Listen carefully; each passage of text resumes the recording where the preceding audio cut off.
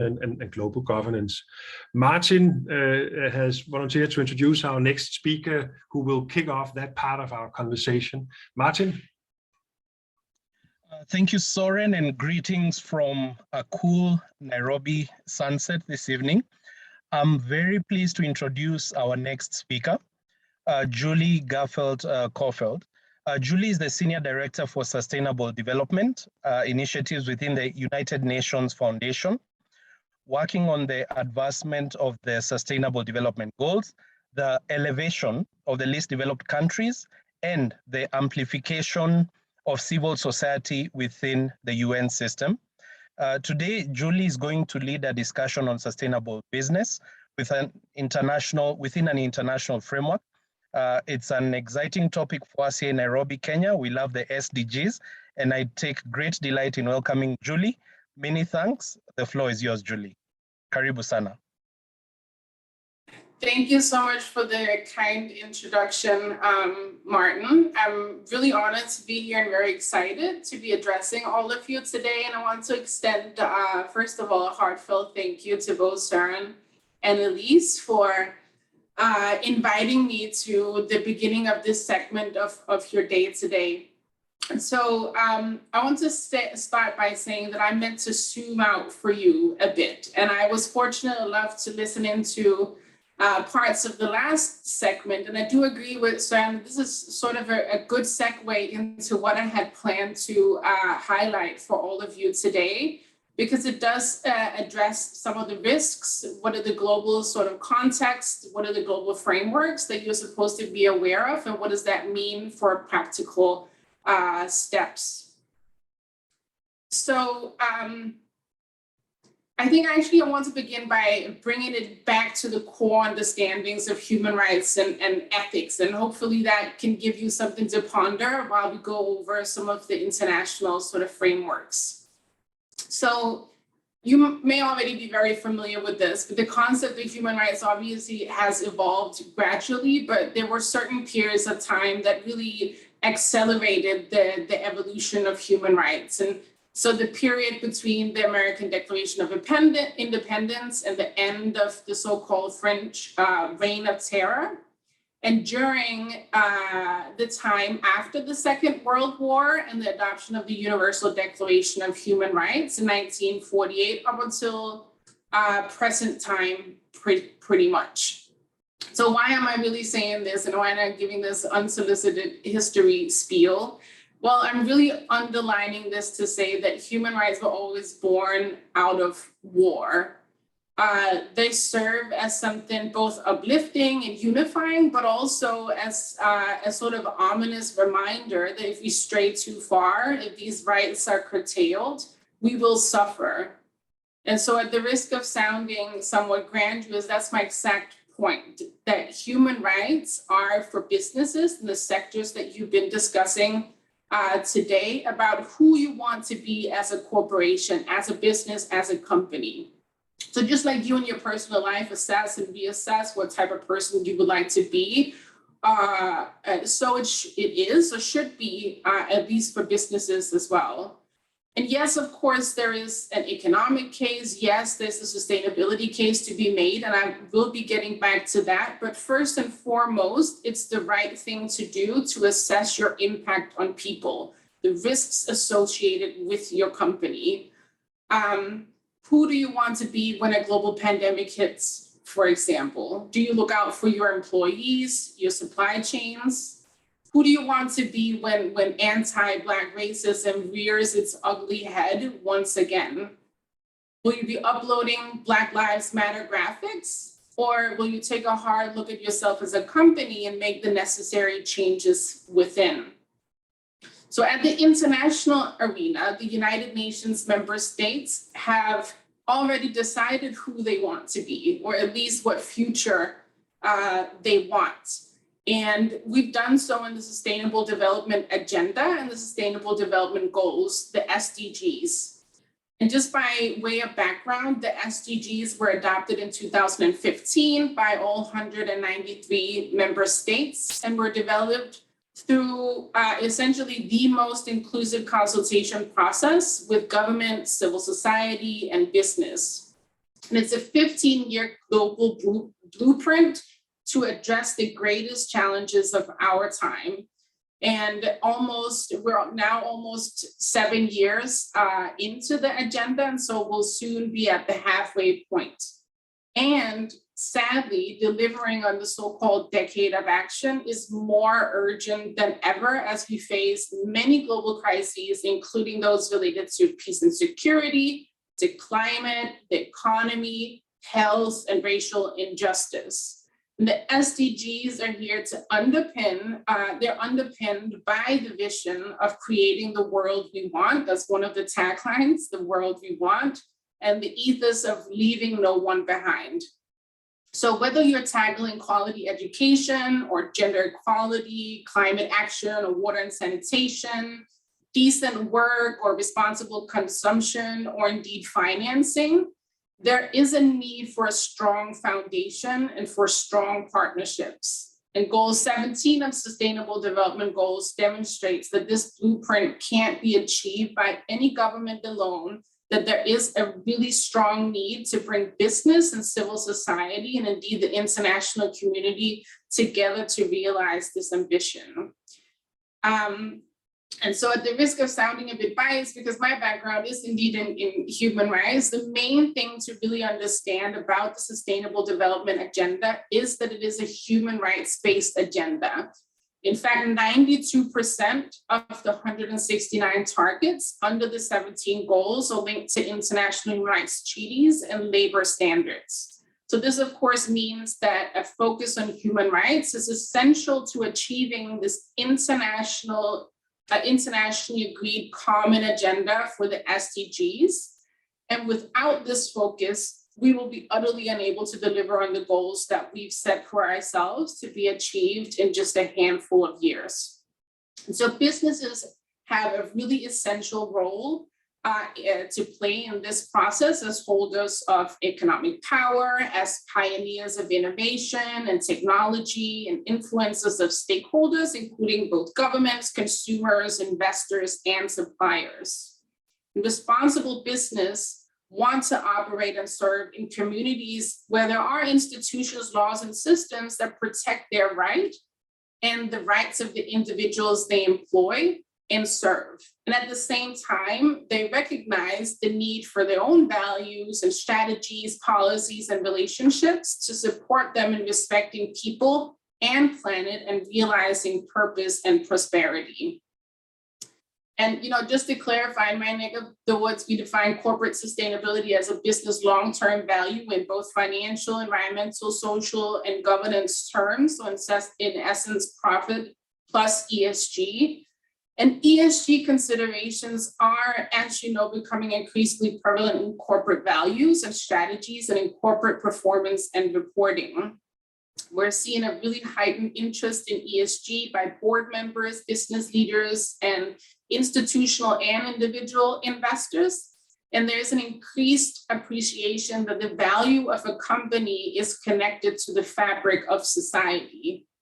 Moreover, we're seeing more businesses committing to purpose-driven leadership and to stakeholder capitalism rather than the traditional notion of shareholder primacy.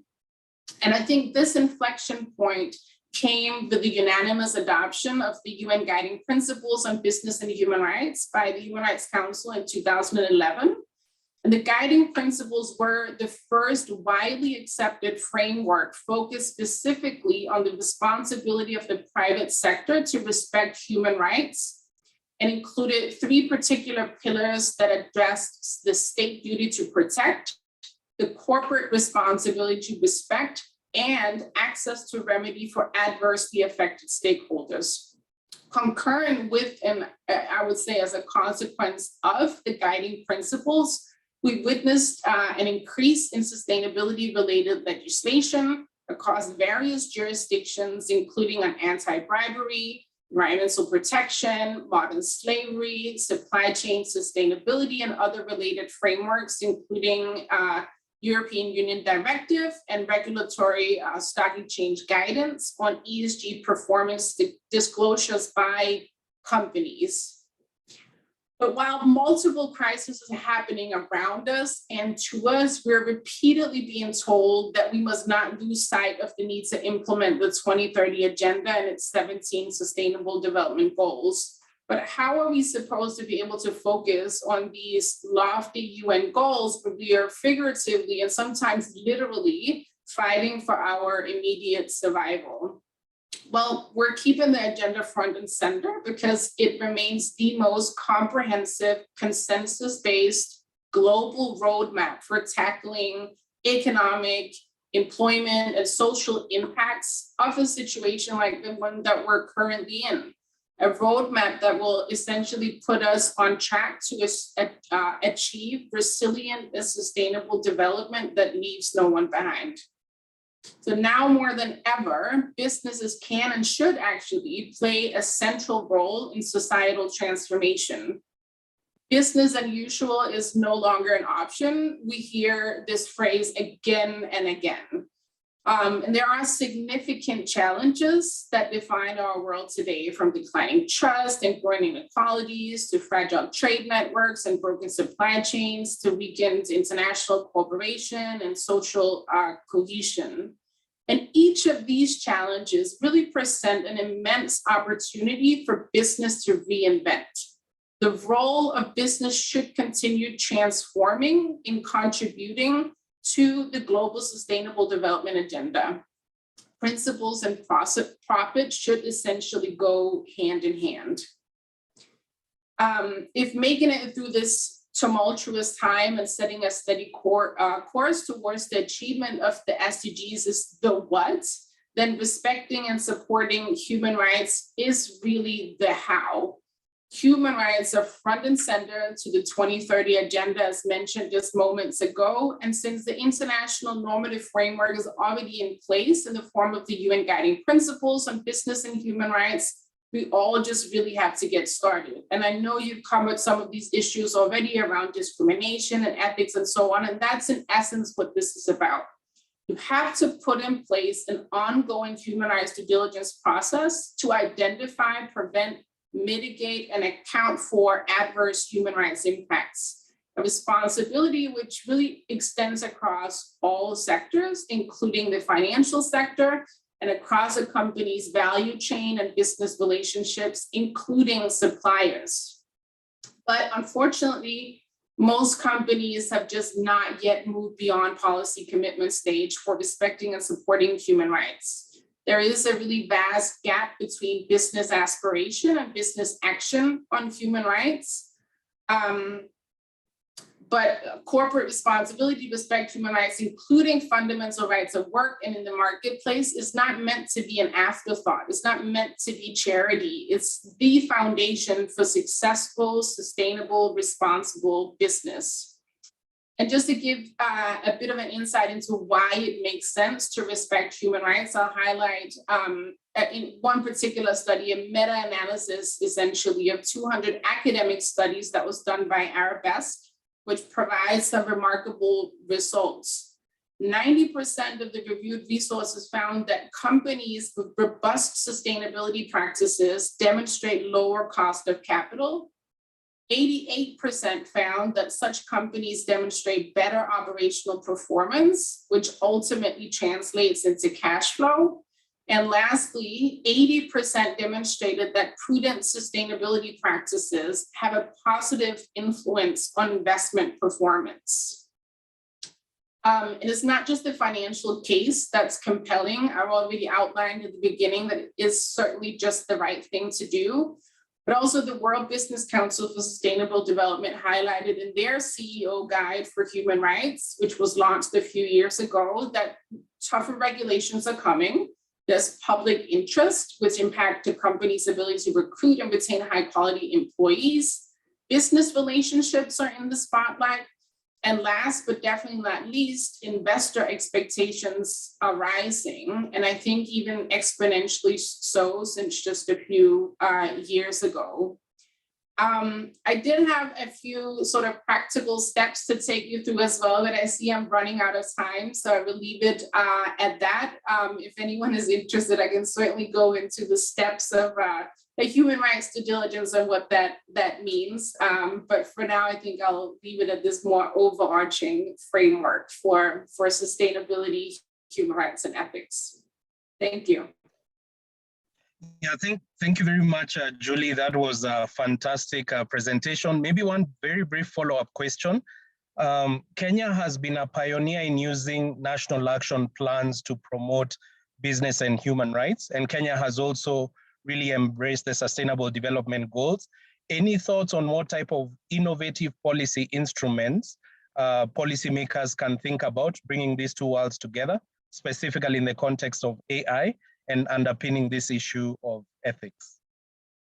Thank you, Martin. And I agree with you 100% that Kenya has been a pioneer on these issues. There are some fantastic colleagues there who are working on human rights.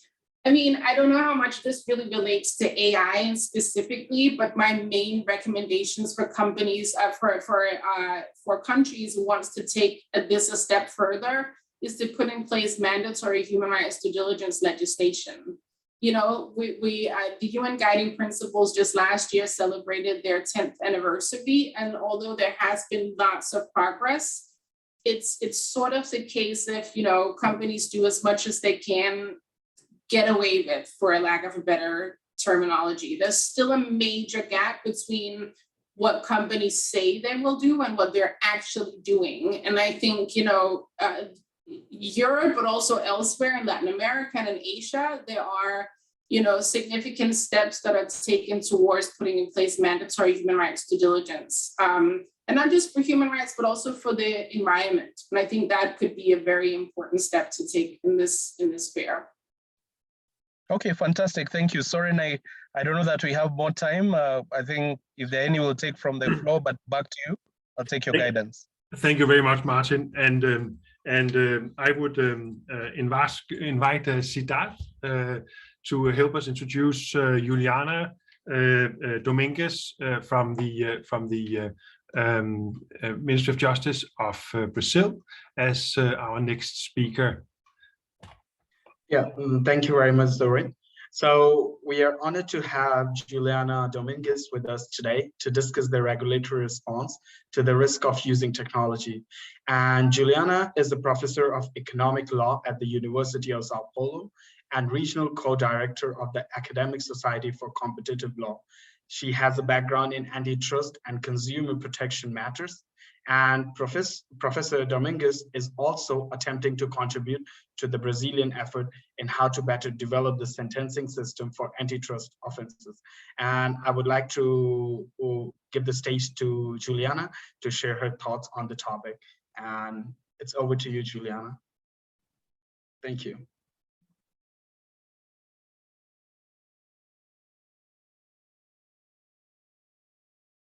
I think we have a slight issue with the connection to Juliana at the moment.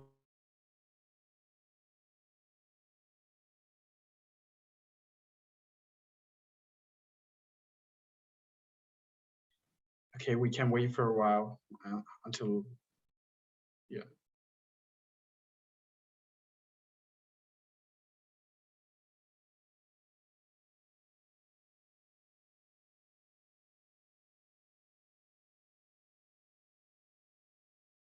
So I think we will simply jump to the next speaker if you are actually available for that, Megan. She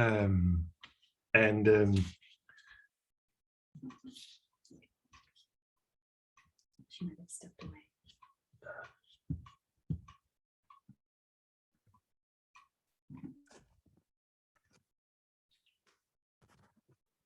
So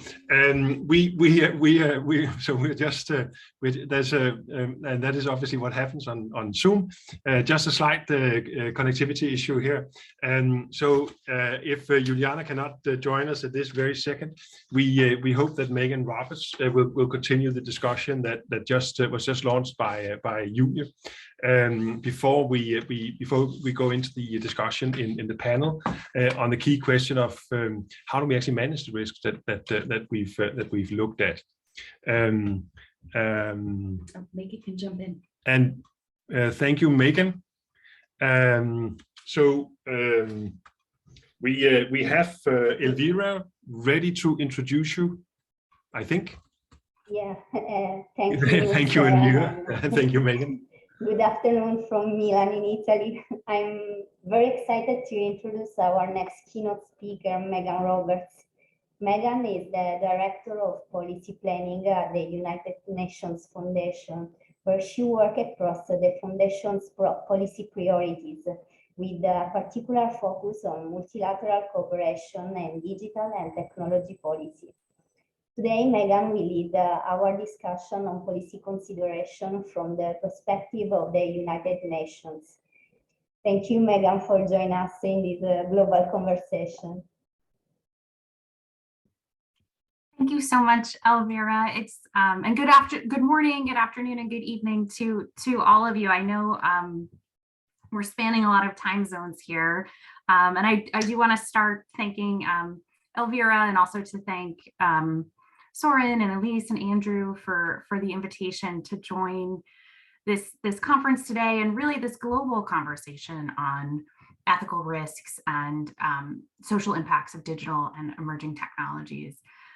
I plan to share with you in the next few minutes how these questions are permeating across the multilateral system very quickly, with a particular focus on the United Nations. And although the United Nations has actually quite a long history of working to steer the uses of new technologies, including from really its earliest days, I'm going to focus on a set of activity that began 4 years ago in 2018, which is really where I place the latest chapter of the UN's work on technology beginning.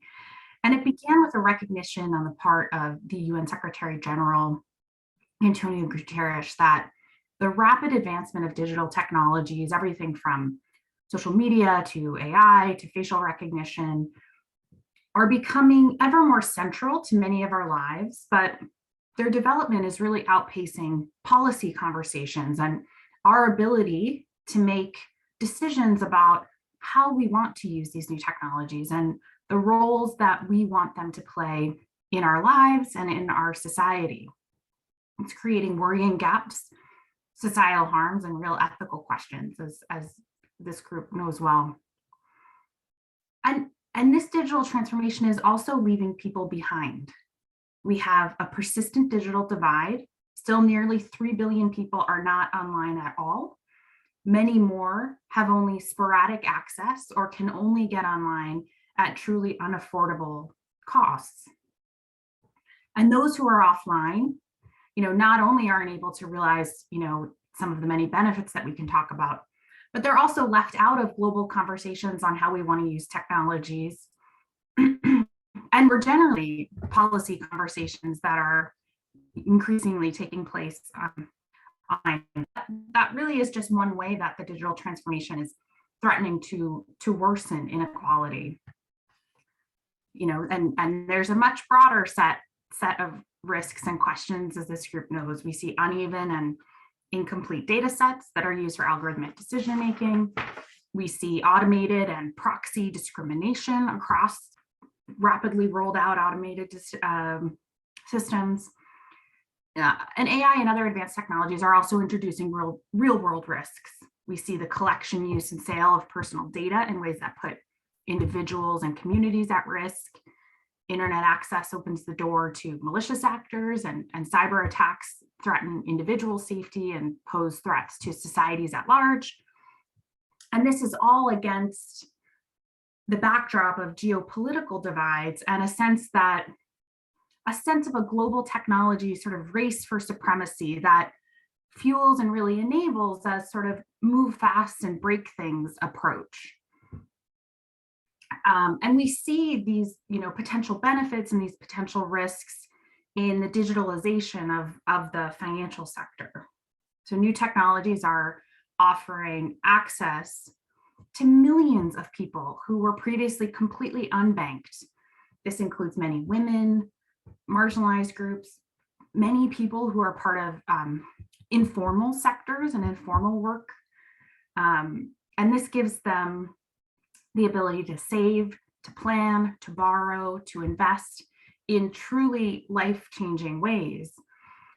But this access also introduced a host of threats to individuals and communities. And as some of the work in this project shows, really provides avenues for discrimination, for bias, and for other wider ethical challenges and risks.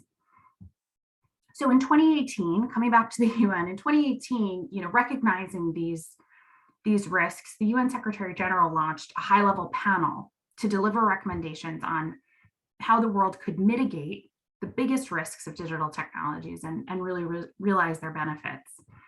So no small feat. He appointed Melinda Gates and Jack Ma, two well-known leaders, an American philanthropist and a leading Chinese businessman, to serve as co-chairs of the panel, which was comprised of members of government, civil society, the tech sector, and it included members from all regions of the world, all age groups. It was gender balanced. It included a huge range of expertise.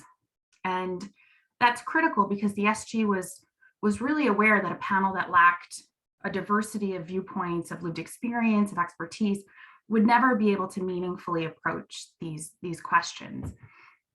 And the intention was to use this panel to start really a global conversation about new technologies, not just about the role of the UN, but more broadly how to navigate their ethical and societal harms and to realize their potential benefits. The UN used this panel's work to convene different coalitions of countries, companies, civil society, different parts of the UN system to inform the launch in 2020 of the Secretary General's roadmap for digital cooperation. And that articulates how the UN intends to take forward this work along three pillars. The first is to connect, to achieve universal, safe, inclusive, and affordable access to the internet for all by 2030. The second is to protect, so to mitigate online harms and digital security threats, especially for the most vulnerable among us. And third is to respect, so to ensure the protection of human rights in the digital age. And this is really the overarching frame for how the UN is approaching digital AI and other new technologies, and how the UN sees, its own role, but also what's needed sort of across sectors. And the UN has also used its platform for more focused conversations, including on the relationship between digital technologies and the financial sector. In 2016, it launched the Better Than Cash Alliance, a partnership between governments, companies, and international organizations to foster the development of responsible digital payments. The alliance, which has more than 80 members, works to digitalize payments, to boost efficiency and transparency, but also to increase inclusion. And it developed a set of principles for responsible digital payments that importantly defines who needs to be responsible, what it means to be responsible, and how to be responsible. Separately, the UN stood up in 2019 a task force on digital financing for the Sustainable Development Goals. That makes the case for the opportunity that's at hand, but also emphasizes that we will not be able to take advantage of this opportunity if we are unable to overcome key risks, including bias, cyber vulnerabilities, and really weaknesses in the digital payments infrastructure itself. Across this work, I would make sort of three main points. The first one is that a really important feature of the UN's work in this space is our focus on inclusion, on ensuring that everyone in the world has access to the internet and to digital tools, knowing that it's really a crucial element to meaningfully participate in social, economic, and political life today. COVID really underscored that for all of us. And this is my second point, and I'm glad I'm coming after Julie's presentation, because this work that the UN is doing is also embedded with a very strong sense that our digital future must be underpinned by the protections and safeguards that are outlined in international human rights law, the UN Charter, and the Universal Declaration on Human Rights. We are not starting from scratch in terms of what it means and the protections that we all must be afforded in the digital world. And the third point that I'd make is that the UN is really working to be a platform for convening discussions on what it actually means and what is really needed to mitigate risks and to realize the benefits that, the potential benefits that are offered by digital technologies, AI, and other emerging tech. It knows it's not always, a natural leader on the technologies itself, although there's lots of exciting work happening in that space. But it really has the reach and can serve as the platform to bring together governments, civil society, the private sector, and others. And this is all work that's sort of happening in the policy sphere. There's, as I mentioned, the UN is also really working to practice what it preaches in terms of how it puts technologies to work in its mission to serve people around the world. And there are some really interesting examples across digital payments, capacity development, AI, which I'm happy to talk more about, but I want to be conscious of time, and in case Juliana is now able to join, I might stop there, but happy to talk further about any of these issues. Thanks.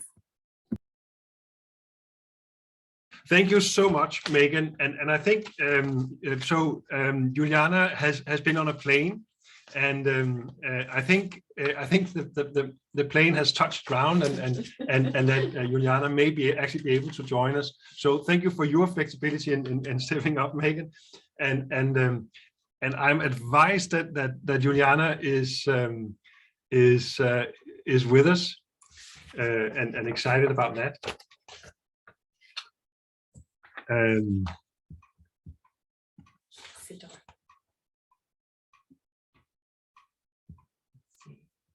So Siddharth, would you just very briefly introduce Juliana while Juliana gets actually online?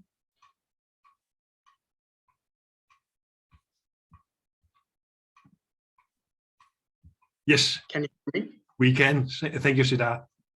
Okay, thank you.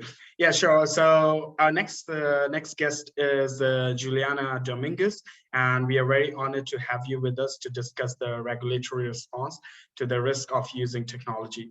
Now, Juliana is a professor of economic law at the University of Sao Paulo and regional co-director of the Academic Society for Competition Law. She has a background in antitrust and consumer protection matters. And Professor Dominguez is also attempting to contribute to the Brazilian effort in how to better develop the sentencing system for antitrust offenses. And I give the floor to Professor Juliana to share her views. Thank you.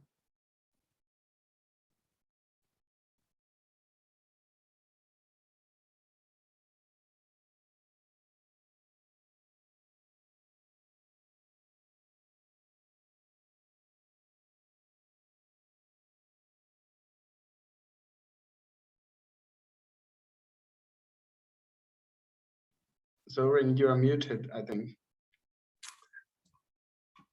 Thank you. So we have just a few issues with the connectivity. Juliana Dominguez has recently been appointed Attorney General in her work, in relation to her work in the Ministry of Justice in Brazil, and has been traveling. We obviously have a few connectivity issues in relation to that.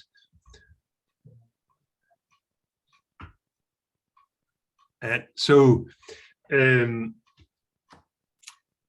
we may have to. Hi, Juliana, I can see you in the chat. Wonderful.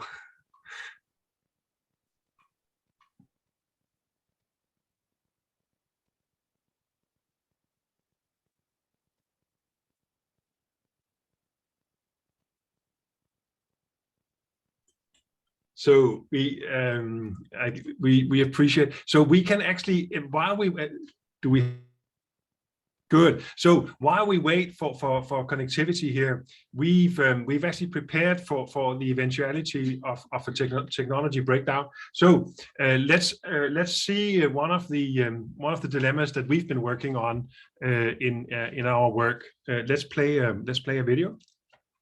Very brief.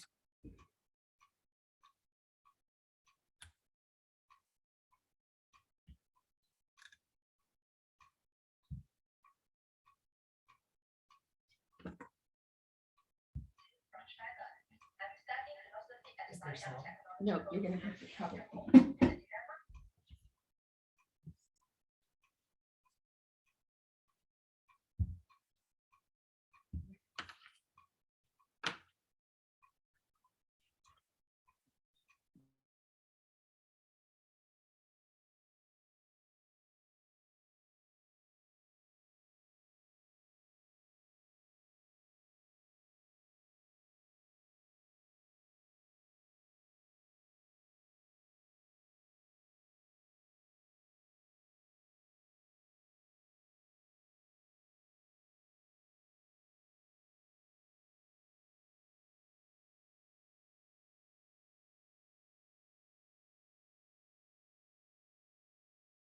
Okay, so we have a few technical issues, just illustrating the limits of tech.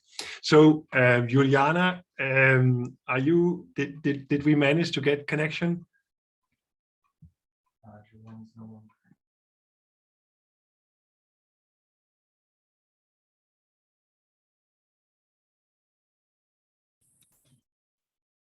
You're on mute. Thank you so much. So now we've also looked at some of the challenges of technology. We started off the day by looking at the risks, and now we've seen the limitations. And some of the limitations relate to technology, and some of the limitations relate to our inability to use it appropriately. And here I think of my own sort of muting or unmuting. I hope you can hear me now. But taking on from the risks that we've looked at and the impact, we've invited a panel to discuss some of the policy solutions based on the input from Julia and from Megan, and so I'm really happy to invite in Megan Roberts again as part of the panel. Rafael Agung from the NCBA group in Nairobi.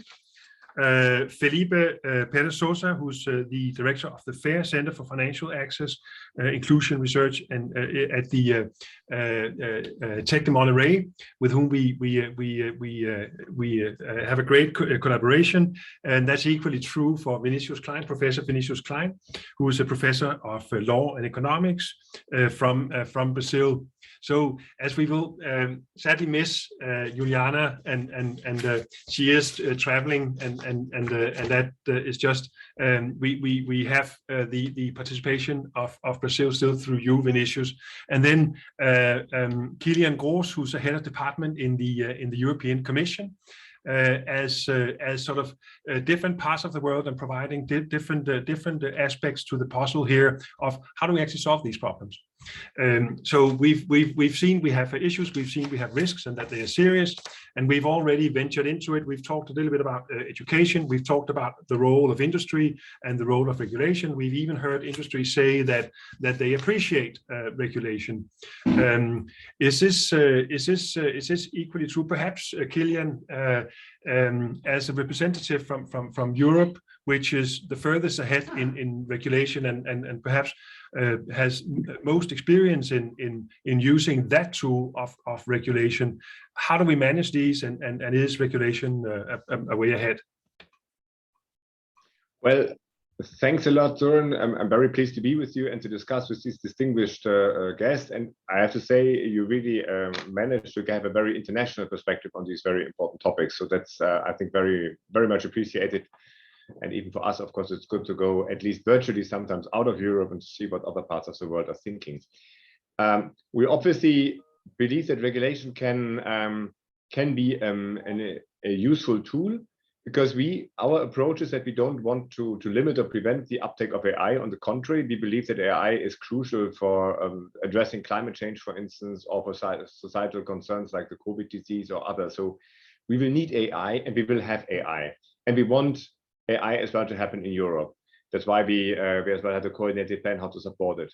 At the same time, we are very much aware that there are certain risks, and these risks, and there I think innovation and regulation come together.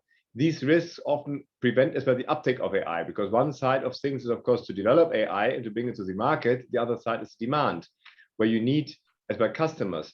We have in Europe so far a share of around 7% of companies using AI, and we think that this new innovative technology is used in sensitive areas, and it's not trustworthy, and there may be scandals or there may be problems of these technologies that will be very harmful for the further uptake and use of this technology. So I think it's a common interest, not only an interest of a regulator, but as well of the industry, to make sure that the AI is trustworthy and reliable.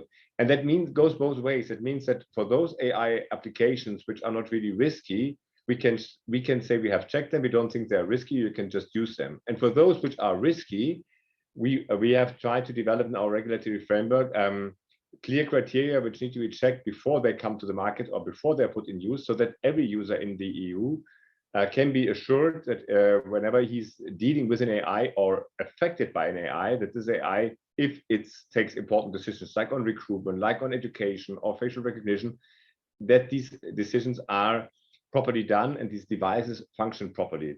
So that is where I think where regulation and innovation come together, because if technology is once discredited because there are serious problems in sensitive areas, and we have seen these problems already as well in Europe, where in some of our member states we had exactly these problems, that will be very harmful for the technology as such altogether. Thank you. So Rafael, you immediately unmuted yourself, and I'll take this as a request to comment. Is this a perspective you share, or what are the sort of the perspective you can add to this? Thanks, Søren, first for the invitation. I'm very pleased to join this distinguished panel. I have been listening through since we commenced, and I must say it's been very useful learning for me. So as introduced, I'm Rafael. I serve as the chief economist for NCBA Bank. That is the third largest bank in Kenya by assets, and obviously that makes us the third largest in the region, the broader East African region. I was privileged to listen to compatriot from Kenya, Ranzese, who gave a very eloquent rendition on the evolution of mobile technologies in the Kenyan context. I think there's a pioneering case there of M-Pesa.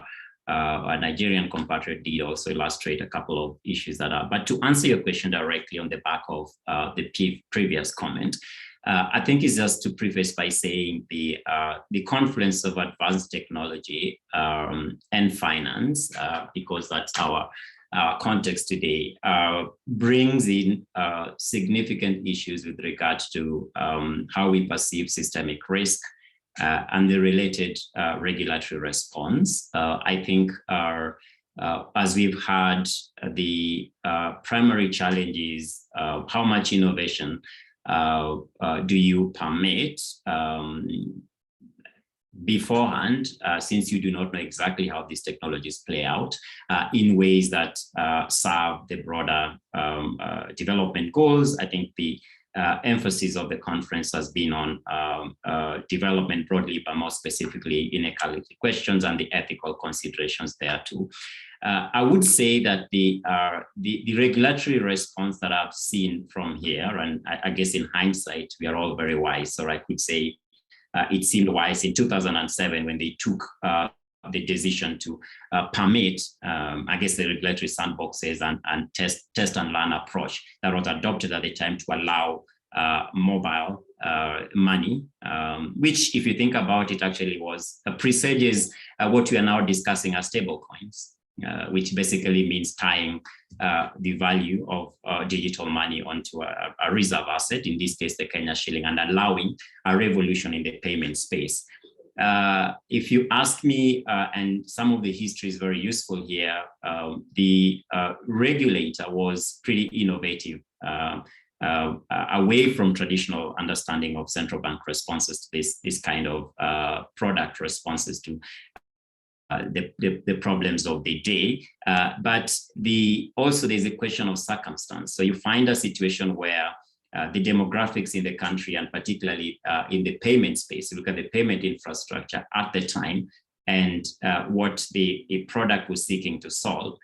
It was uniquely Kenyan in terms of the flow of funds, and look at the history of that payment system. So in some ways it's circumstance, but more broadly, I think the regulatory response has to depend on the idea that sometimes systemic risks, as understood at the time, tend to be, of course, by definition, lagged, but would require taking a leap. Of course, that raises the ethical and risk questions that you came up to. And Zese did point out very eloquently that, for instance, you've ended up with significant success on the financial inclusion front. If you're addressing highly unequal societies such as ours, and you have that level of inclusion to 86% coming from just under 30% in that duration, of course, you can see the potential benefits for poverty eradication and reducing those Gini coefficients there in terms of just inequality bits there. But it has left you with an overhang of the ethical problems around mobile gambling. So you've taken your gambling and basically powered it by use of advanced technology. And so you would say you basically put it on steroids. And then you have a situation where the appropriate regulatory response, of course, what we know in traditional economics will be on the tax side. And even if tax is chasing that to try and discourage the incentives therein, you always find yourself running on a chase. And before you know it, it morphs into something else. In short, and in opening, you do find that the confluence of these technologies with traditional finance is raising significant challenges with regard to how we perceive systemic risk and whether we regulate at the function level or we regulate from entity level. And so I think that it always be a difficult balance to strike, but the response we've seen, at least from the regulators here, seems to be indeed very responsive to these new challenges. So I'll stop there for now. Thanks. Thank you, Rafael. Could we point to either you, Vinicius, or Felipe for a sort of a different perspective on that? What is the perspective in Brazil, Vinicius? Hi, Soren. First of all, thank you very much for you and for Liz for the invitation. I will leave like the regulatory response from the policy point of view. I will leave to Juliana that has entered, but I think we have to. It's impossible to have, as we spoke earlier, just self-regulation in these matters. There is limits to self-regulation, and a lot of important points of policy have to be taken in consideration.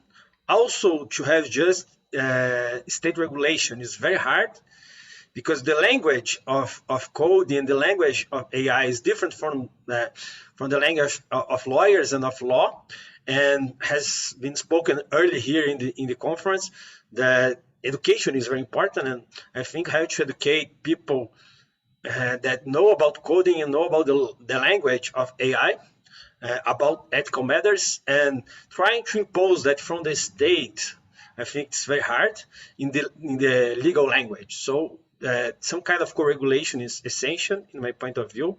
In Brazil, we have to take, I think we must consider that there is a need to support entrepreneurship and more business, and there is a demand for less regulation, but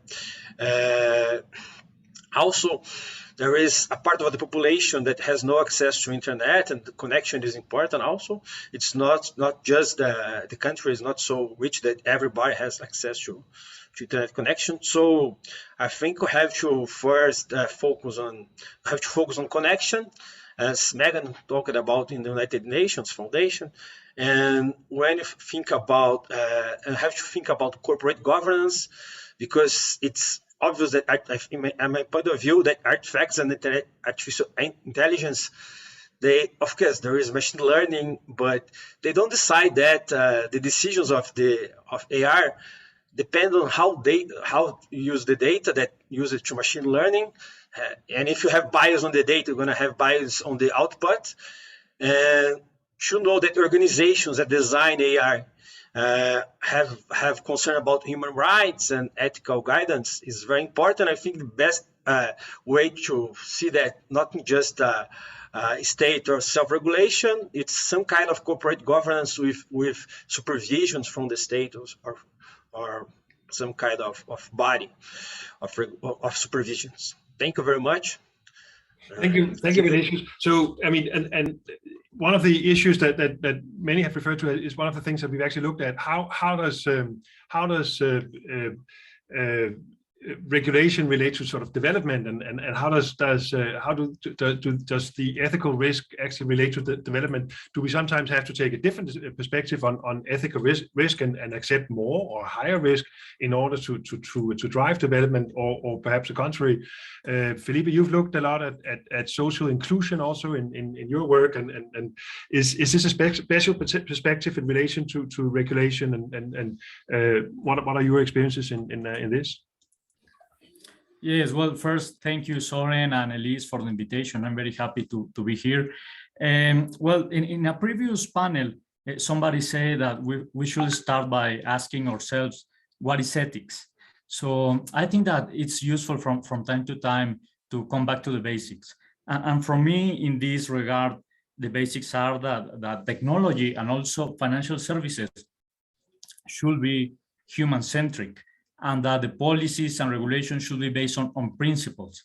For example, the use of technology in financial services, we should consider that in all the steps of the process of AI and the use of technologies, we should consider the humans at the start, at the beginning, and at the end of the process. We should keep in mind that the use of this technology should have impacts in the improvement of the general living conditions of the people. If technology is not addressing that, it's because technology is not being useful. But I'm sure that it can make great impacts in living conditions.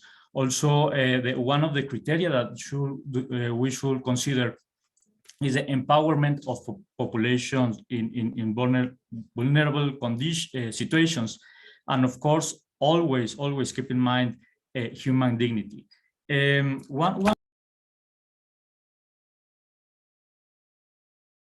Sorry, I mute my computer. One clear example is, for example, the use of AI in credit score. This kind of technologies is very helpful for financial inclusion. For instance, including alternative data. A lot of people in many countries that doesn't have a credit history, that doesn't have even efficient ways of identification, for not going too far. In Mexico, our main identification is a voting credential. I mean, we don't have like a general credential for all the population. You have to be over 18 years old to have an official identification, unless you have passport, but not everybody have a passport. And to have credit, everybody knows you need to have a credit history and a formal employment. And if you are in the informal activity, which is the case of the majority of Mexicans, you don't have credit. So AI is very helpful to include all these alternative data and to access credit for huge population. But in the other side, if we don't use that in a proper way, the same technology could reinforce the existing biases. That is why I insist we have to keep humans in the process in order to make adjustments, in order to consider the context of what is happening, in order to see if this technology is improving the reach of the vulnerable population or is doing the opposite. But we need common sense. We need humans being making the last decisions in this regard. And following this idea, I think that the regulators should have to keep that in their regulations.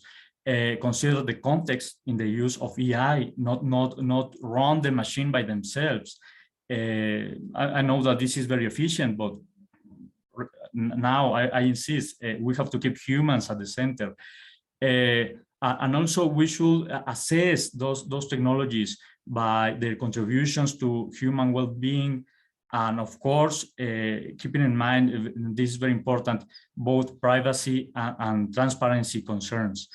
And maybe also to consider the new figures in financial institutions, for example, maybe a chief ethics officer, maybe ethics certifications, in which we could support also these ethical decisions when we use technology in financial institutions. I think that with that, I summarize all my ideas that I want to discuss today.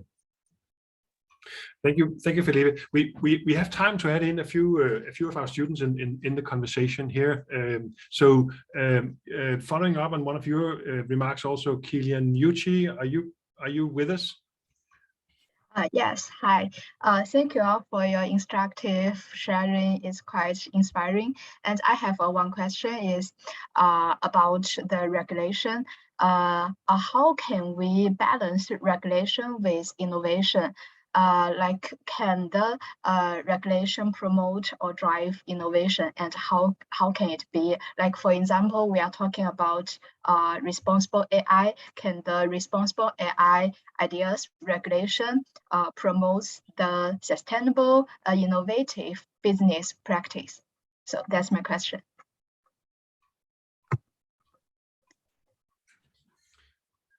Who wants to lead? Kilian, you mentioned that already in your initial intervention, the relation between innovation. I think your point was that it doesn't stifle innovation. Yeah. I can happily come in.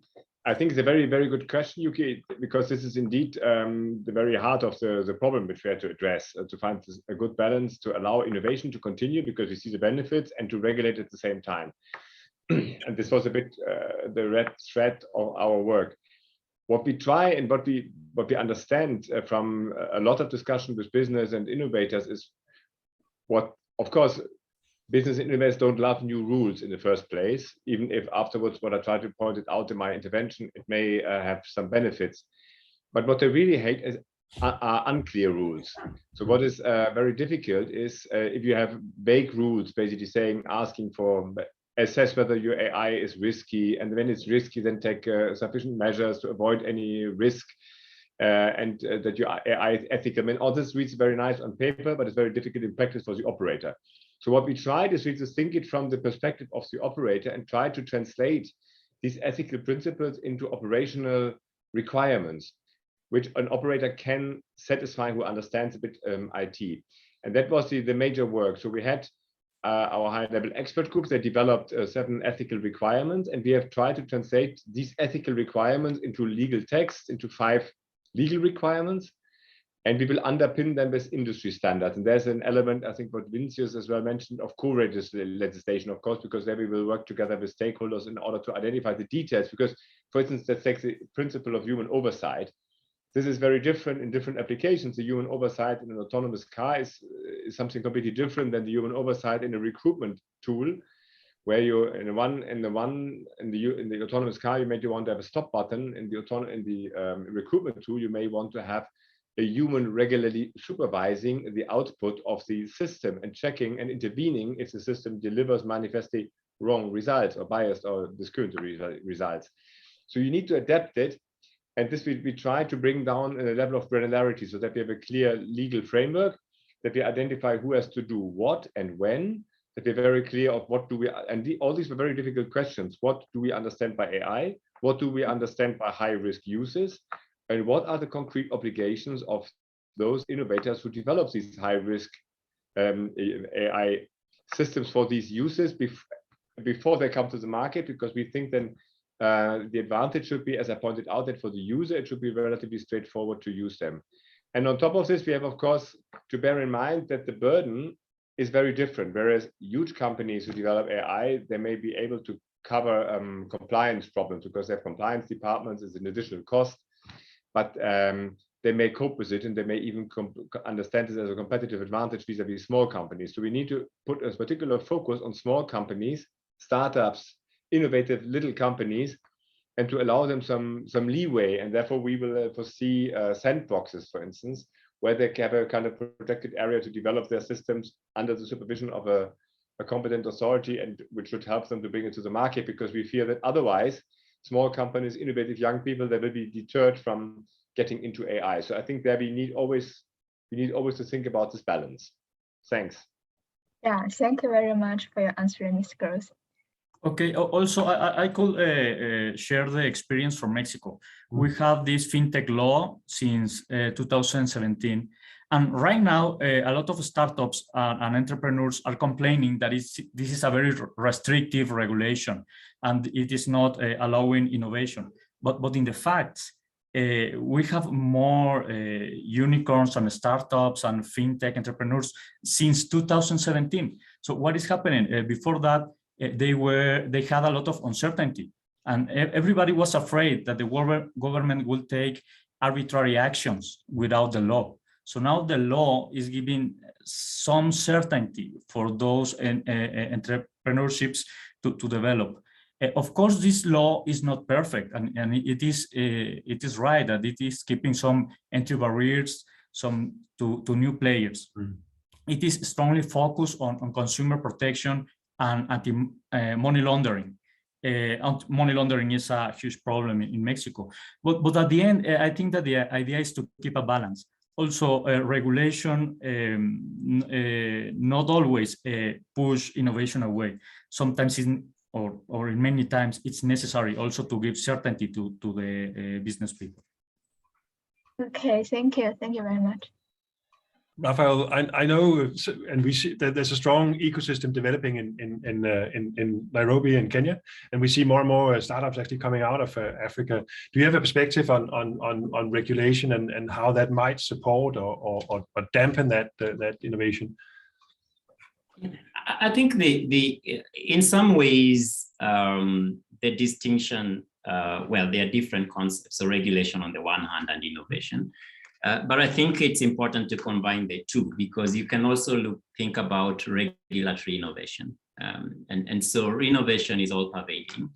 And what I've seen here, and I think this is empirically true with almost any progress that I've seen, is that you require innovation very strongly at the regulatory level. So you have to take a leap. And in the same way that use cases or product ideas are churned around, in some ways, even the regulations or the regulators themselves must take a regulatory leap. You have to factor for the risk as you understand them, and then also factor in for the unintended consequences of some of the things that your regulation will permit or disallow.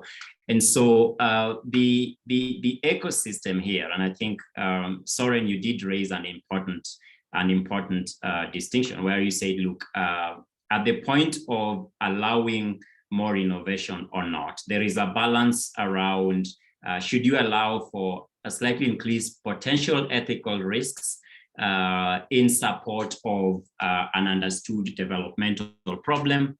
In this case, for instance, take the access question, access to finance.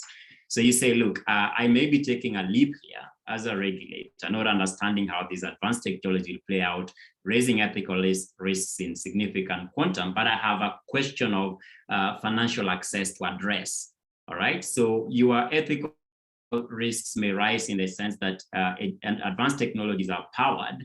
The typical usurious concerns around bank pricing of credit or pricing of credit per se, and that's a point that was raised earlier. But you say, look, there is an access question. So let me address access. If this technology is going to allow me to drive inclusion, drive access, let me permit it and then deal with the new permutation or connotation of the ethical risks on the other side. Because in a perfect world, we can conceive all these risks and settle for them. But I think provided we understand them and respond to them in an agile way, I think my approach would be to think about regulation as requiring innovation in itself, so that it's not a binary or a false choice, either innovation or regulation. In my view, everything requires innovation because we are trying to perfect systems that have been with us and entrenched through the years. We are getting new capabilities that we didn't understand. It's allowing us to do very useful things, but are coming with new connotations that we don't understand. So my view is we have to be agile and be innovative even at the regulatory level. I think that's inspiring. It also raises the question of monitoring and control, right? So if we sort of find ourselves in the balance between what maybe we accept and what kind of ethical risk can we sort of graduate our acceptance of with a view to achieve another target, that brings into play also the competition authorities or other authorities. How do we monitor this, and how do we enforce the sort of ethical standards that we want to stand by? Vinicius, would you? I know. So Juliana would have talked a little bit about that in her role as Attorney General also, but is that something you can comment on? So thanks, sir. In Brazil, there is Juliana could speak more, but there is a good relationship between the competition agency and the data protection agency. They can work together and they can coordinate enforcement in that matters. I think that the question of regulations versus innovation, I think one thing that I have to see as a starting point is that there's going to be some regulation. If you don't produce new legal norms about AI, you're going to use the old norms, and maybe they are more uncertain, as Killian said. So, and also we have to compare, I think, the different countries with different institutional environments. Maybe in a country that has some ethical, some culture in their corporate framework that has more intensive ethical principles, that's easier for the regulator. Maybe in another country that the culture in the companies are not so well connected to human rights, and that's not so easy. So to regulate is sometimes you have to have. I think the balance is not. It's to try to impose the minimum requirements without creating a path dependence of excluding one technology. But this is very hard, as Killian said, and it's a very hard balance. But I think that's the challenge for regulators and policymakers. Thank you. Good point. I know we have a question from Rodolfo. Are you with us? That I think is relevant in this diverse setting. Yeah, sure. Can you hear me? Yep. So good afternoon from Curitiba, here in the south of Brazil. So my question is, like this panel, like we have a lot of international people here from around the world. The main idea is to understand like the capital and data flows are international, and how these services are becoming increasingly interrelated and global. How do we manage the diverse effects of this digital innovation in the tech worldwide? How these interconnections between services and capital from around the world can be interconnected, and how the regulation connected with this point? Who wants to lead? We have the UN in the room, of course. So, and other international. So Killian also an international organization relating to this. I mean, this is an international question. How do we manage this internationally? Do we need a new body, a new international body to do it? If I may start, I mean, we are aware that a lot of AI, for instance, will not just be produced and developed in Europe, but will come from other places to Europe and may be used in Europe, or the results may be used in Europe, and it's all very interwoven and interlinked. That's very obvious. But for us, of course, it's important that if we have a framework one day, if this is agreed, that then the framework is applicable to all AI systems which are used on the European market, so that we have a level playing field, because otherwise we just push development outside of Europe and we just have it would not really be helpful. But for this, because we don't want, the purpose is not to exclude somebody, so we need to work together with the partners. And we have a lot of dialogue with the US, and we see that in other parts of the world there are attempts to look at issues on AI. And for instance, our approach works a lot with standards, and the European standardization organizations work very closely with international standardization organizations. So I think step by step, like in a puzzle, we can come to more and more international agreements, in particular, for instance, on standards for trustworthy AI, or on standards how to classify risks for AI. And as you can play it as well the other way around, as companies use in this internet connected digital world, the whole world as a market, they will normally, and we have seen this in other areas like data protection, they will probably use the highest standard as their standard in order to be available, to be present on all markets. So we can there, I think, to set a good and fair standard and try then to make this a globally relevant standard, let's say, put it like this. I'm not sure that we need a global body immediately for this, but I think we, of course, need this international exchange like we have it today, and we need then to work more on this practical side of things once we really look into the standards, how to which the AI system should correspond, that these are more and more used at international level and influence each other so that we find common ground there. Can I jump in, just picking up on some of Kilian's great comments, and thanks so much for this really interesting and very nuanced conversation, which I really appreciate.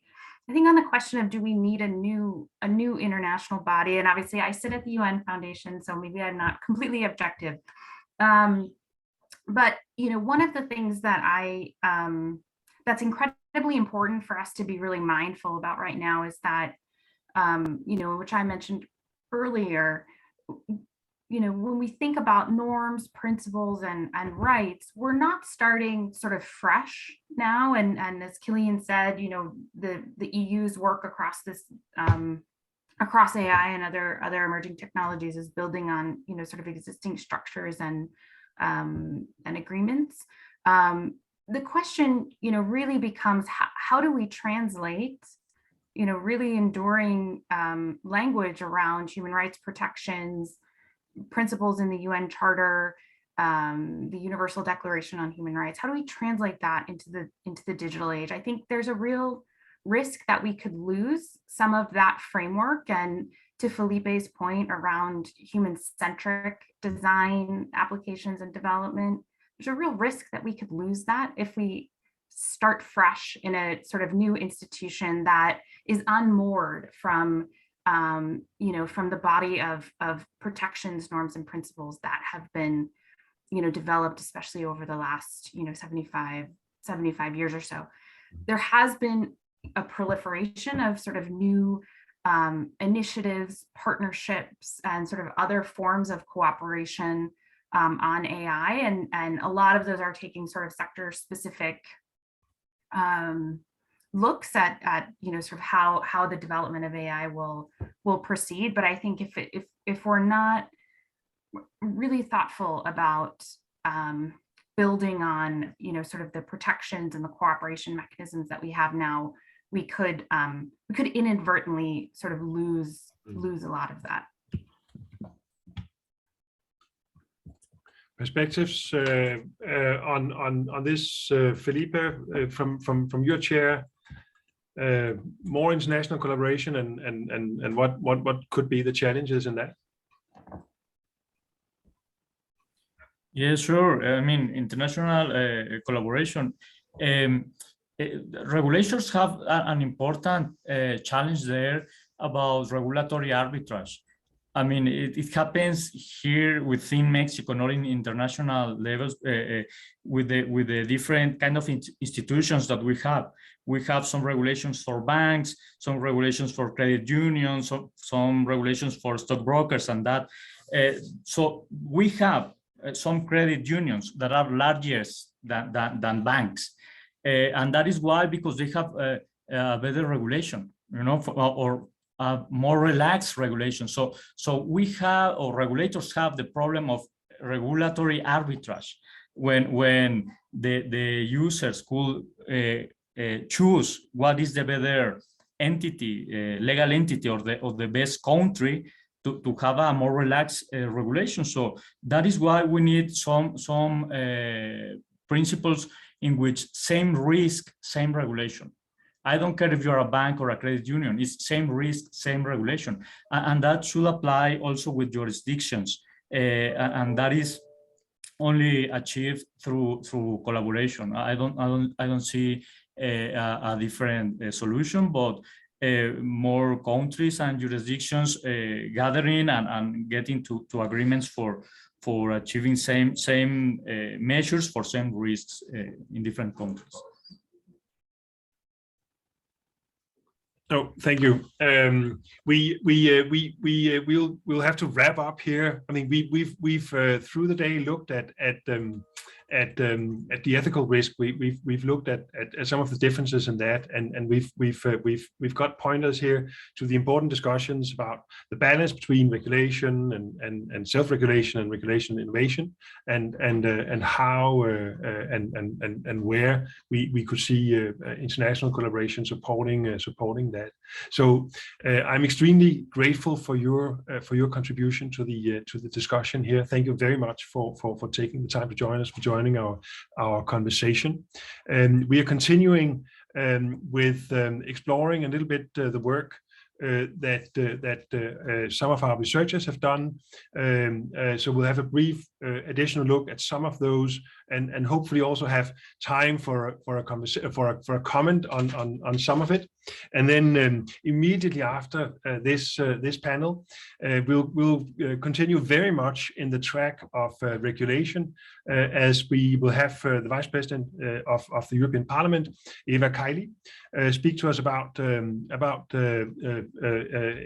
what are the perspectives for regulation, and exactly where do we see international collaboration as well here. European Parliament, of course, a strong co-regulator on the European side, so a very strong co-regulator on the Digital Services Act and Digital Markets Act, and the whole regulation package that the European Union has decided on. So, but thank you so much up until now, and may I invite our students who are ready to present onto the stage. I think that's happening as we slide into the next stage. We have Siddharth Nandan, who is a very recent graduate from the Hasse School in Berlin. We have Ria Pimple, who's currently at the University of Washington in the US. Glory Enyanya from the Lagos Business School. We have Marek Sheles from the Czech Republic, formerly also Cambridge University. And we have Annelies Florkin. I hope you are ready and that we can have you on stage. Who's first? I see you, Marek. Yes, I'm very happy to present. Hopefully my connection will be enough to share a screen.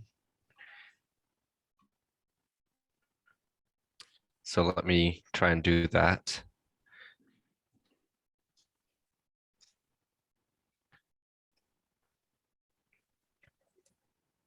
And we'll have 5 very brief looks at some of the work that we have done, identifying and describing ethical risk, and then hopefully we'll have just a little time to provide feedback or discussion on this.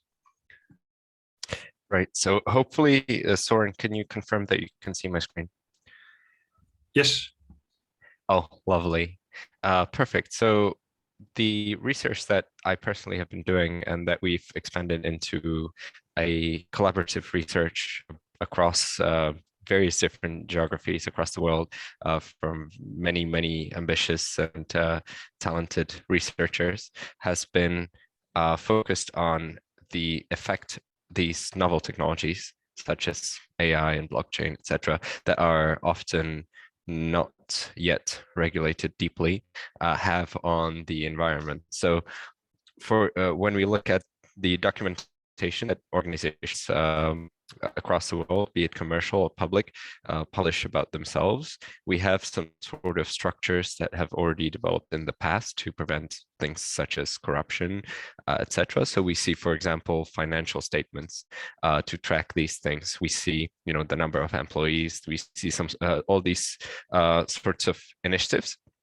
But until recently, we haven't seen that many reports focusing on the climate impact.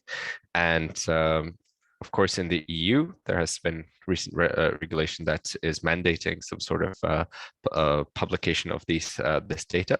But oftentimes, it is still very vague. It doesn't really force companies to go into detail and in depth of what kind of their operations they actually what kind of impact they have, and we are assessing exactly this. So we are looking at what they publish in different chapters. So we are looking at what kind of technologies they use, and we are trying to estimate to what extent does, for example, a company like Google impact the environment using their server farms and data warehouses.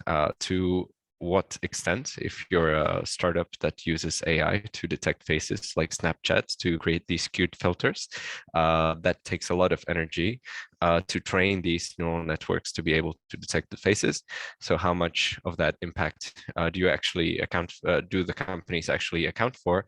And we're trying to basically create a framework that can be used by companies and policymakers as well to put a carbon price to the digital services that we all use, and then that up till now we kind of treated as if they had no climate externalities, even though they do. So that is basically our research in a nutshell.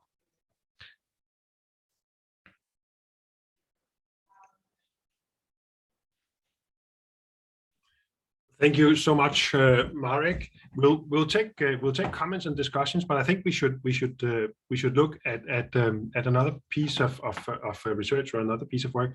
Who is next? Is that you, Glory? Okay, I'm happy to go. Please let me know when you can see my screen. Yeah. Okay, so my name is Glory Naya. I'm dialing in from Lagos, Nigeria, representing Pan Atlantic University. And the title of my presentation is Corporate Brand Image and Artificial Intelligence Trustworthiness, Evidence from Nigerian Banks. So there's been a long-standing interest in artificial intelligence, and it has had several applications in domains ranging from management to agriculture and several industries. The financial services industry is no exception. In Nigeria, a predominant number of our banks have been implementing artificial intelligence chatbots to enhance their customer experience with their customers. And however, looking at the literature, when looking at the adoption of chatbots in emerging markets such as Nigeria, trust has been identified as being particularly important in ensuring the use of chatbots by Nigerians. However, there's no validated consensus on the efficacy of corporate brand image as a determinant of the trustworthiness of AI-driven technologies, in this case, chatbots, in developing countries like Nigeria. And this is the gap that our study addresses. So we had 4 research questions, starting with number 1, how do bank customers perceive brand image? Number 2, how do bank customers perceive artificial intelligence chatbots? Number 3, what is the influence of the demographic characteristics of the bank's customers on their perception of the brand image of AI chatbots of Nigerian banks? And then 4thly, can corporate brand image influence the trustworthiness of AI chatbot technology in the financial services industry in Nigeria? So looking at the literature, we saw that in research, trust in artificial intelligence has been linked to several factors. So some of these principles for building trustworthy AI include robustness, generalization, explainability, transparency, reproducibility, fairness, privacy protection, value alignment, and accountability. All these principles have been proven to be imperative in building a trustworthy artificial intelligence system, but recognizability, which brand image speaks to, hasn't been identified. So what methods, techniques, and modes of inquiry did we adopt? The paper was a correlational study suitable for investigating the relationship between the two variables of corporate brand image and artificial intelligence trustworthiness. We took methods to investigate the effect of brand image on AI chatbot trustworthiness in Nigerian banks. Purposive sampling was used to select 58 active bank users from various successful banks within Lagos State, Nigeria. And we conducted a literature search to aggregate scholarly works on AI chatbots, AI trustworthiness, and brand image. So what were our findings? Respondents have a very good impression of the banks they use in Nigeria. Most find their AI chatbots to be reliable, dependable, helpful, and trustworthy. Thus, we can say generally that the trust level in the AI chatbots used in Nigerian banks is relatively high. Our analysis found no significant correlation between gender and brand image, but found a significant correlation between gender and the perception of the AI chatbots. We also found a positive relationship between some elements of brand image and the trust placed in the bank's AI chatbots. Finally, looking at the significance of the study, our findings advanced previous research, which focused on different principles of trustworthy artificial intelligence. In addition, they show for the first time that brand image or recognizability is a determinant of trust in artificial intelligence. This offers a novel perspective and a new approach to understanding AI trustworthiness in the financial services industry. Thank you. Thank you. That's my presentation for the day. Thank you very much, Glory, for sharing your work. Who is Rhea? Are you next? Yeah, I don't mind. Yeah, I'll just share my screen. Let me know if you can see it. Can you all see it? Yeah. Yeah. So my dilemma is something that maybe everyone can relate to. So all of us know of big tech companies such as Google and Facebook and Apple. And earlier they were in their own domains, whether it was e-commerce or social media, or building operating systems for phones. But in the last few years, all of them have entered the financial services industry. And through this template, we try to analyze the ethical dilemma of this move that they've done. So basically, what are the technologies or data used in this?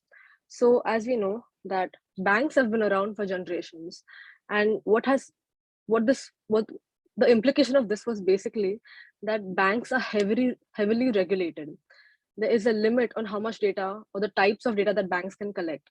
Whereas these new big tech companies, there's a lot of ambiguity about how they work, how the algorithms work. So there's not enough regulation surrounding them. And through their apps, they collect various user activities such as screen time, your GPS location, your shopping pattern, and basically different types of behavioral data that helps them create a persona of you in the algorithm. Now, when they pitch a whole different financial app to you, they're collecting your financial data. Who are you sending your money to, how much, and for what reason? Now the question is, what happens when these two data points come together? What essentially happens is that you are giving them more data. This not only allows them to personalize their services for you, but it also helps them pitch ads. And I think Professor Hannah mentioned this in one of her previous talks, where for the sake of convenience, we let go of these small things because we just believe that, okay, it's a little bit of data, what could I lose? And this is, of course, a big problem to people who are not technically that knowledgeable because they do not know exactly how the data is being used. So right now, what I think is that, I think there's a statement that everyone knows, with great power comes great responsibility. So there are these companies who are making billions of the data of users. So the least that they can do is be completely transparent in how this data is being used. It's not a big ask, you have to let the users know exactly which data is being used and in which manner. And maybe, maybe if we go to that point, you have to give users the option of whether they want to stop sharing the data or clear their previous data history. And of course, the implications of this are different in different geographies. Like we've seen, we have the GDPR in Europe. And even if customers or citizens in different European countries themselves are not knowledgeable, their government protects them through the GDPR. Whereas people in other countries do not have this, this opportunity. Also, we have to realize that there are certain emerging economies, whether it's India, Nigeria, or Brazil, where the use of these mobile payment apps have given access to financial management to so many people who previously were a part of the unbanked population, right? Like we've discussed before in this conference, people live in a few rural parts where banks are not able to reach them, and they never had the chance to access these financial institutions. And these big tech companies have the resources and the power to provide those financial resources to these people. So they're definitely doing a lot of good, but I think in doing that good, they do take the customers for granted. And the least that they can do is definitely make it a bit more transparent and just let the users know in different ways in which how the data is being used.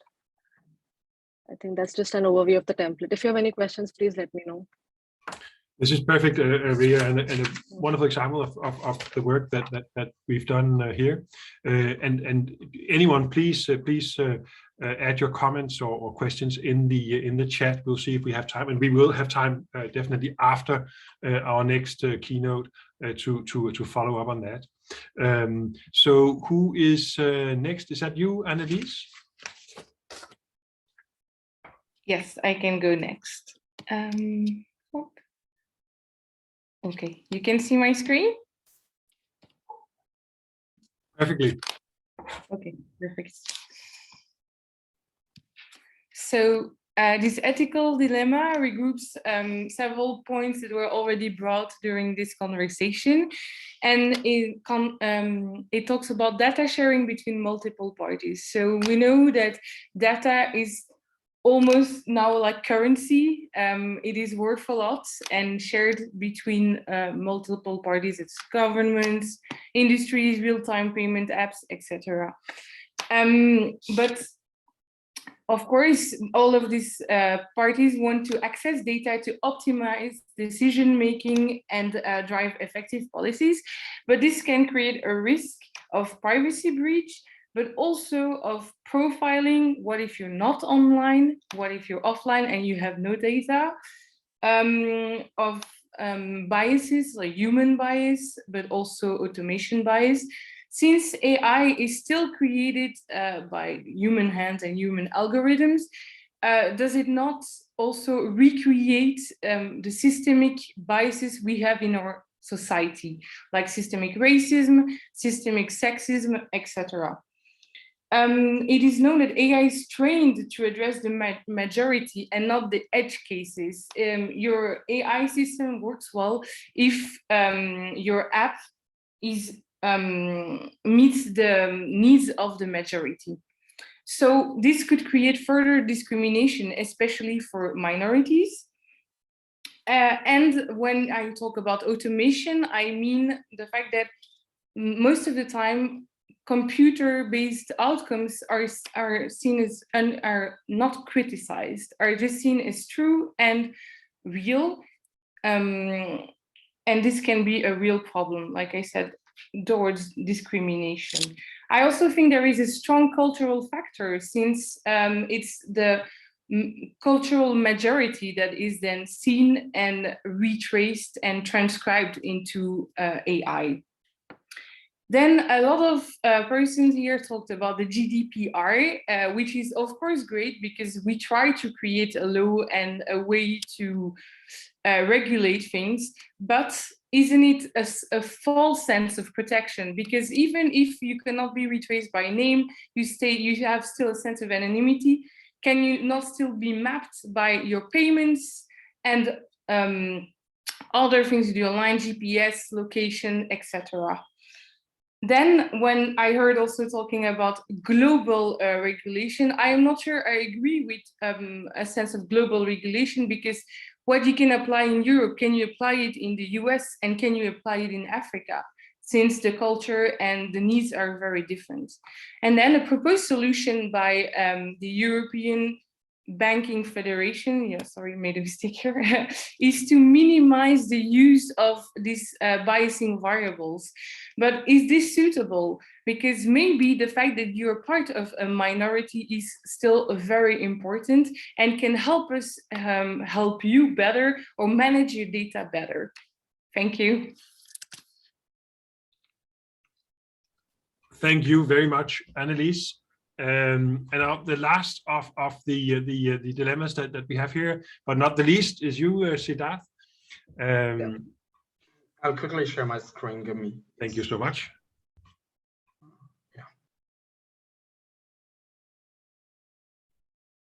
Yeah, can you see my screen? Yes.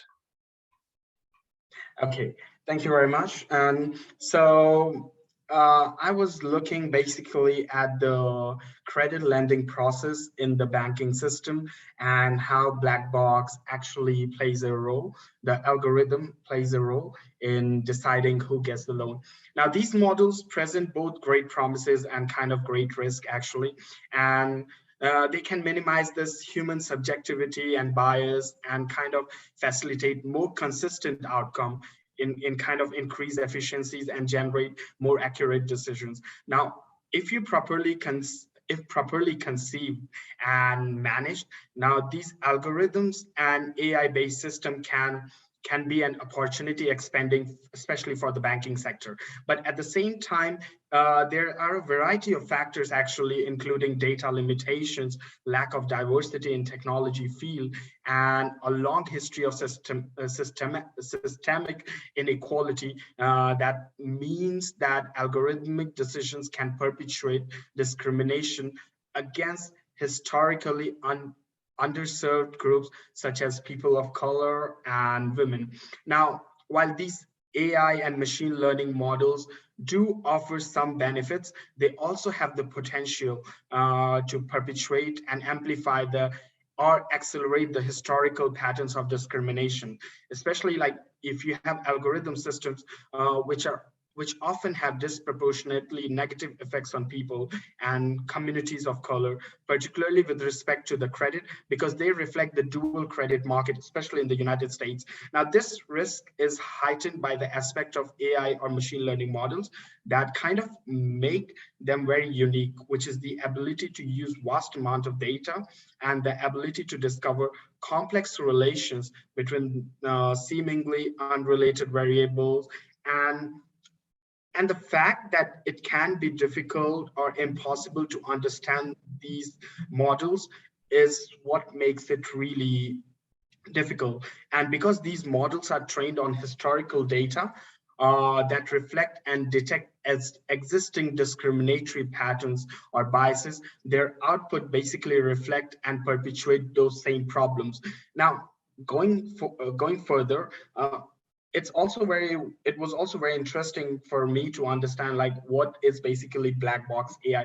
I know we all know about that, but like in simple terms, like black box AI is a problem in machine learning where even the designers or the programmers who design these algorithms or program them cannot explain why or how it arrived to a specific decision.